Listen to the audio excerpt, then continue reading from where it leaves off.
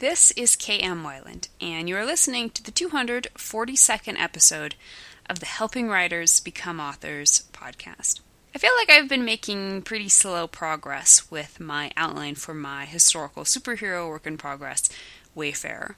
In part because I took almost 2 weeks off for vacation in Hawaii, and in part because I've been pausing periodically to transcribe my notes so I won't burden my wrists with a massive typing job all at once. But in spite of my seemingly glacial pace, I'm having a lot of fun with this book. Part of me wondered, after my near-perfect experience with Storming last year, if I was maybe in for a rough one this time around just to balance things out.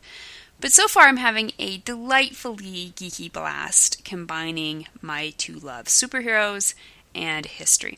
After I finish the outline, I'll have to stop and do some serious research on Regency London, but I'm already champing at the bit to start that first draft. The latest post in the video series on my blog is, Are Your Plot Points Too Weak? It addresses the primary function of major plot points and offers some encouragement about creating plot points that aren't weak, but instead truly spectacular. To find the post, visit my site at helpingwritersbecomeauthors.com. And now I hope you enjoyed this week's podcast entitled Creating Stunning Character Arcs, Part 12, the third plot point. If you had to pick the single most important moment in character arcs, what would it be? The third plot point, you say? Well, you'd be right. Now, here's the harder question. Why is it the most important moment? The third plot point is the low moment in your story. A minute ago, at the end of the second act, your protagonist seemed to have won a victory. Everything seemed to be going his way. He was getting the truth figured out, and he seemed to have at least pushed the lie to the back of his life. Even the antagonist appeared to be at his mercy. Cue the happily ever after sonata, right? Nopers. Because, as you know all too well by now, pushing that lie to the back burner isn't good enough. Before this story can end, that lie has to reappear front and center and confront the protagonist head on. That's what the third plot point is all about. This low moment, this defeat, which is made all the more crushing because it comes on the heels of a seeming victory, will force the character to stop deceiving himself about the lie. He can't evade it anymore. He can't pretend it away. He has to confront it once and for all and either destroy it or be destroyed. Before we continue, consider the structural basics of the third plot point. The third plot point is a low moment for your character, a place of seeming defeat. The third plot point forces the character to be absolutely honest with himself about himself. The third plot point changes the paradigm of the story one more time, and the third plot point strips away any remaining veils and reveals to the character what the conflict is really about. The second half of the second act was a place of empowerment for your protagonist. His embrace of the truth after the midpoint allowed him to act rightly with more and more conviction and success throughout the rest of the second act. But after the apparent victory that closed out the second act, the third plot point now forces a crisis in both the plot and the character's arc. This point of crisis is the result of a reversal enacted by the antagonistic force. The protagonist thought he had the bad guy down for the count, but the baddie's got one more trick up his sleeve. Usually this reversal is accompanied by a completely unexpected, although of course not unforeshadowed, revelation. Sometimes this revelation will be a plot twist, but often it will be nothing more than a sudden and full understanding of the protagonist's lie-empowered weaknesses. It's this new information, as much as anything, that lays your protagonist open for the final blow. He's so stunned, he can't even fight back. In plot terms, the third plot point is all about creating a physical moment in which the protagonist's plot goals are endangered. But in character terms, the third plot point hinges upon not just something bad happening in the outer conflict, but rather an inner choice on the protagonist's part. At last, after 2 long story acts, he must at last choose between the thing he wants and the thing he needs, between the lie and the truth. Throughout the second half of the second act, he convinced himself he could have both. Now he realizes that's impossible. If this moment is to bear its full weight in the story, it must be a soul-wrenching choice. Whatever the protagonist decides here, he will lose something vital. He can either choose the truth and lose his dream, or he can choose his heart's desire and live the lie for the rest of his life. The thing the character wants needs to be within his grasp. It's finally right there in all its wonderful glory. He's dreamed about it for so long, now it's his for the taking. All he has to do is close his eyes to the truth and reach out and take it. And he wants it so badly, the desire for it is practically killing him. The stronger your character is yearning for the thing he wants at this point, the more powerful your third plot point will be. But that's only one side of the choice. The other side is the truth, which he has also come to realize he can't live without. So even as the siren song of the thing he wants beckons him almost irresistibly, his eyes are finally opened to the full horror of the lie. He shudders at the thought of sacrificing the thing he wants, but he is equally sickened by the possibility of having to reject the truth and step back into the shadows of his lie. In Plot versus Character, Jeff Gerke emphasizes, the protagonist comes to understand both the promise and the price of the two ways. He comes, in other words, to truly understand his choice. The moment of truth is not complete unless the hero understands not only what he stands to gain by choosing one option over the other, but also what he stands to lose. Since this is a positive change arc, your readers all know deep down what your protagonist is going to choose. But the harder his choice, the more readers will begin to doubt his final decision, and the more powerful his choice will be when he makes it. Finally, his heart feeling as if it's about to be torn in two, the protagonist makes his choice. He chooses truth. He chooses to reject the lie. He will not allow himself to live by this false belief anymore. He will embrace the truth and do the right thing, even though it means, or in some stories seems to mean, forever losing the thing he wants. Whether or not he actually gains the thing he wants in the end is irrelevant. For now, the only thing that matters is that he is fully willing to give it up. At this point, the choice must become more than a decision. It must become an action. His convictions are so strong, they force him to act upon them in a way that solidifies his new path. He must burn his physical bridges.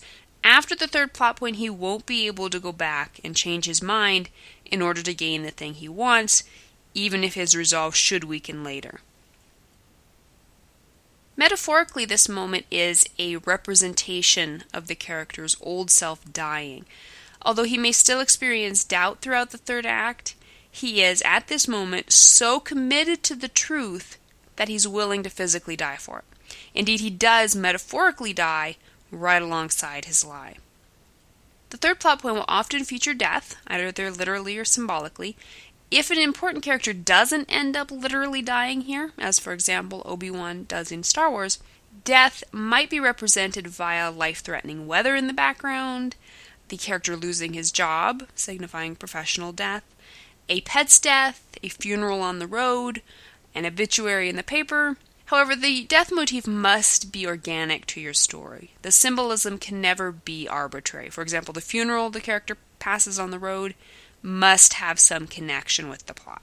But the pall of death will almost always be, if not in the forefront, then hovering in the background of the third plot point. Your character's arc in the third plot point could manifest as a ruthless attack on an innocent town, including people he's come to care about, when his brother attempts to kill him. He chooses to literally stop fighting and sacrifice his own life to save others, as in Thor. Or the discovery that Rochester is already married to a madwoman, and that Jane can only remain with him if she's willing to sacrifice her spiritual and moral freedom by becoming his mistress. She decides the price for being loved by him is too high and flees, as in Jane Eyre. Or the electrocution of Tim, followed by the escape of the raptors. Dr. Grant decides to do whatever he has to do to protect the children, as in Jurassic Park.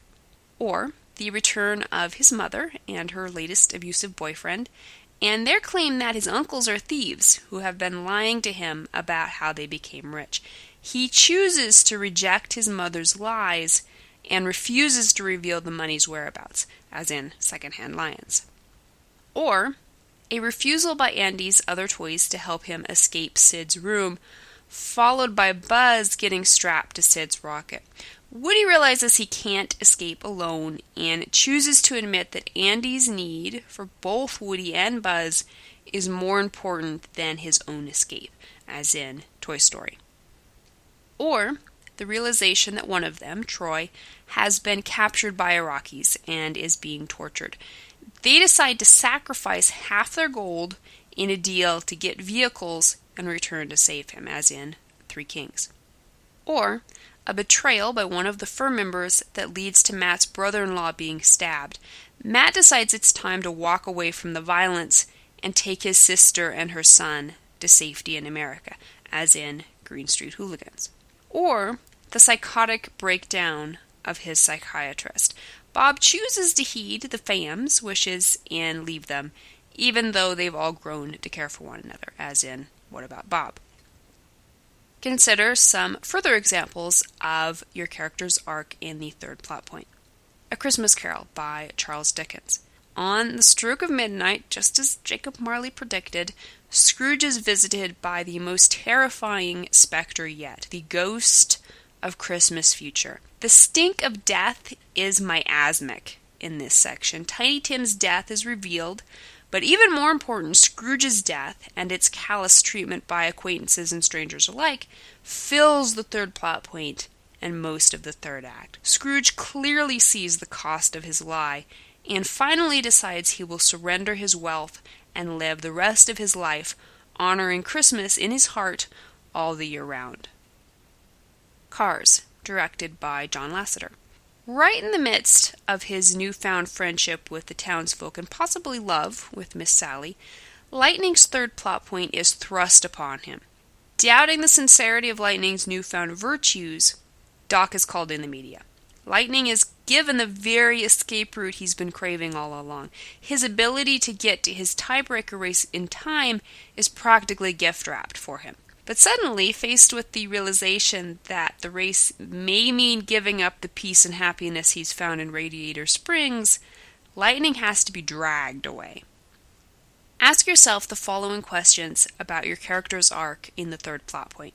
1. What crushing event and/or revelation turns your character's apparent success into the worst defeat yet? 2. How was this defeat enabled by the character's refusal, thus far, to completely reject his lie? 3. How does this defeat force your character to face the true ramifications of the lie? 4. How can this defeat offer the character a clear path toward the thing he wants? 5. If he takes this path, how will it force him to reject the thing he needs? 6. How can you set up a clear and decided choice between the thing he needs and the thing he wants? 7. Which will he choose? 8. How can you literally or symbolically represent death in this scene as a way of reinforcing the demise of your character's lie-empowered old self? By this point, you should be able to see how the plot points steer your story around the corners of your character's arc. The first plot point kicked him out of his normal world and forced him to start reacting. The midpoint woke him up out of his reactions and guided him into taking action. But that action was, at least partially, just an external response. The character spent the second half of the second act acting in the right way for the most part, but he hadn't quite learned his lesson. Deep down, he still believed he had several options open to him, even though there was only one right option for him within the story. that, as you've just learned, is why we need the third plot point. The third plot point rips away all those options and forces the character to a place where he has no choice but to be absolutely honest with himself and about his situation. In the coming climax, your protagonist will rise from the ashes, ready to do battle from a place of inner wholeness. The third plot point is the place from which he rises.